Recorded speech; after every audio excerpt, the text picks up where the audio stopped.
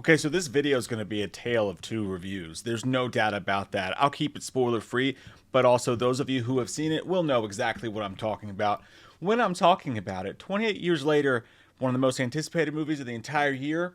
Jay and I just did a live stream, predicted with along with the rest of 2025 that this would be like our maybe our only all-timer of the whole year if we had to guess. Expected it to be great. It's a filmmaker movie, man. Danny Boyle and Alex Garland getting back together 28 weeks later was great, but it's the first time these two have really super been in charge of the franchise since 28 Days Later. Blew all of our minds when Cillian Murphy's character woke up in that hospital with his hairy dong out for everyone to see. And it was at that moment you knew he was going to be a great actor. And that movie was such a great, surprising, shockingly scary, amazing film. And I just expected more of the same with this. And I got it for a lot of the time. Oh my God. I've never seen a movie just, the Tommy Boy scene where he's like, I got my nice pretty pet and then I take my pet and oh! That's what they did to this movie. Oh, I get more and more mad the more and more I think about it. So let's just talk about the first 3/4 of the movie for a second. Let's pretend that's all we're going to talk about for a second, okay? And then we'll talk about the last act of the movie without giving away any detail as to what actually happened and occurred. But the first 3/4 of the movie, I mean, dude, it's you're watching something special. It's not just a movie, and these movies are so rare in this day and age, man, of the Blumhouse poopy-doos that come out all the time and whatnot, the Mathregan 2.0s of the world. Movies that like this that are experimental, but also frightening, and also just, you've got a filmmaker here really trying to make something special. You see things that you've never experienced in film before, whether it's just a weird way of shooting an arrow going through an infected person's skull, or a zombie with a giant dong running around everywhere, and a giant infected with a giant infected wiener running around everywhere. And just the way it's shot, man, these super cool angles, you just don't know what's going to happen next, and you're in for an experience. Like, when Tom Cruise does an action movie, I don't know what's going to happen next. Story-wise, with Alex Garland, you don't know what's going to come next. Danny Boyle, for as long as you can remember, has had a big old sack of nuts between his little British legs. And he's done some amazing stuff with Trainspotting 28 Days Later. He is a punk rock filmmaker, so to speak. And, there's two sides of that coin. One side was the first 3/4 of this movie, which was big ball sack filmmaking that had some amazing, gnarly gore. I mean, really cool, sloppy, slippery, wet, dip, dive, duck, and dodge type of nasty, nasty gore, which was great. And visceral action. And, dude, I absolutely fucking loved the opening of this movie. The way that they handled the alpha zombies. Infected. You know what I mean, god damn it. Whether it's the big zombies and their huge wieners. The guy looks like he's running around with an infected Pringles can on it. It's so veiny. What was I talking? I love how they handle the story of them. And the dude, they world build for one in an amazing way. They focus way more on the mainland than I thought they would, and the weird stuff going on out there in those woods. And it was great. Some funny stuff, man. There's a character that comes along about midway through that's really funny. And you get where they're coming from and why they're so funny. Aaron Taylor Johnson's kid in this, it's sort of a coming age story for that character a little bit in a lot of ways. And a great actor. All the acting in this was great. But everything is just so fast moving, so cool, so artsy the way it's shot. The way they handle these crows flying in and out of everything is super cool. The way they handle the new variations of things, of the goings-ons, are really cool looking. The fucking imagery, man. Like the landscapes in which this is shot in. One in particular, chase scene.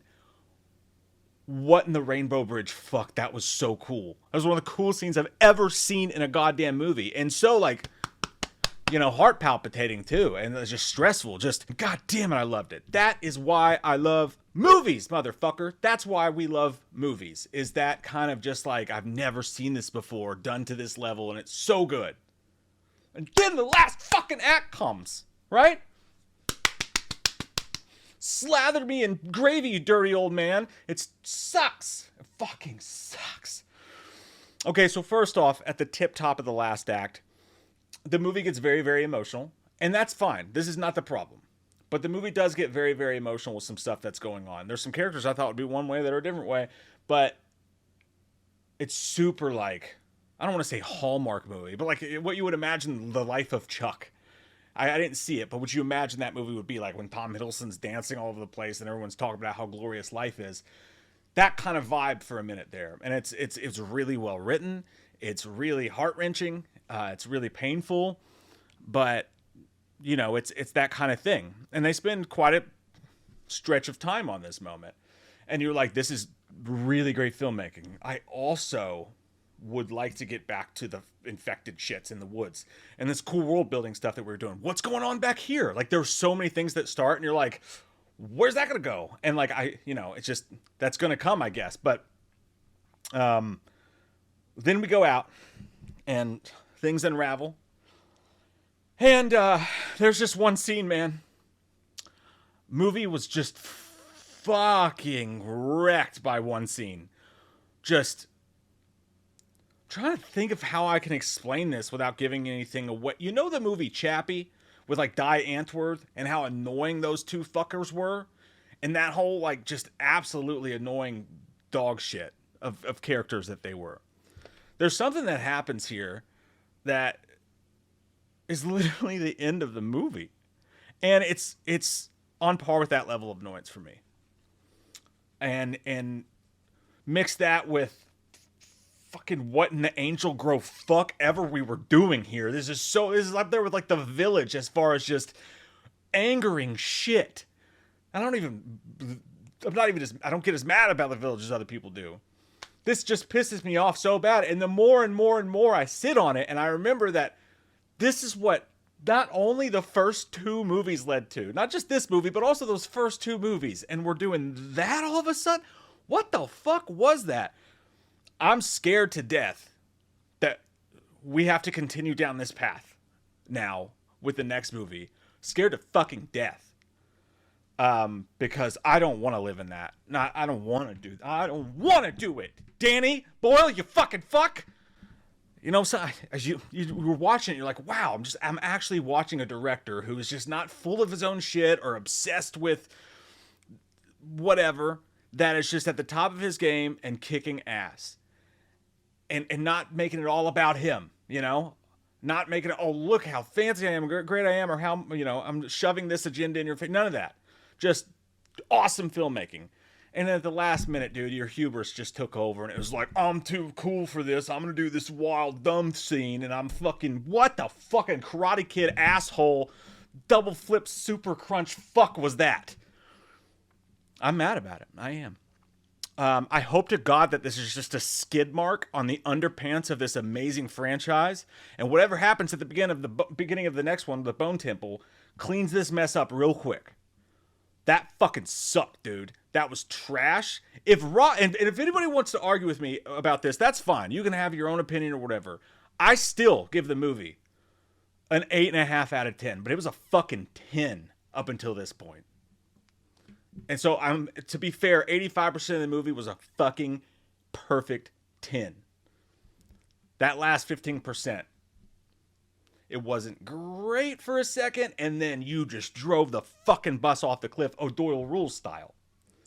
And I just don't know why. Why did you wreck your pretty little baby, Sunshine? I don't know why. It's so dumb. And if you liked it, fine. I feel like nobody earnestly could have possibly liked that. But if you did, fine. But I will say this. Just ask yourself an honest question. If this was Rob Zombie's film and he did that, would you defend it the same way? Because it was a Rob Zombie moment. Danny Boyle was pitching a perfect game. Okay? And then he turned into fucking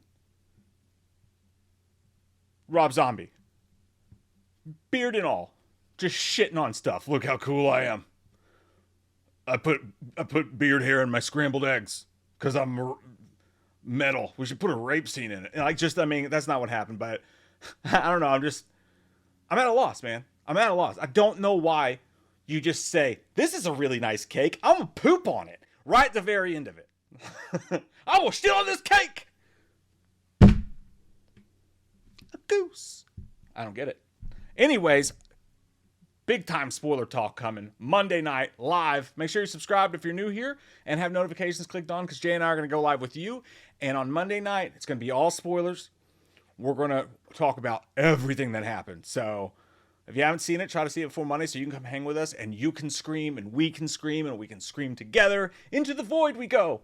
And we can talk about all the little gnarly and where this franchise could go, because hopefully they can fix this. They can fix it, right? I can make it cool again, Steven. I made Scramby eggs. Hopefully. I love you guys so much. 8.5 out of 10. Totally worth seeing. Prepare yourself for fucking what? And you'll be all right.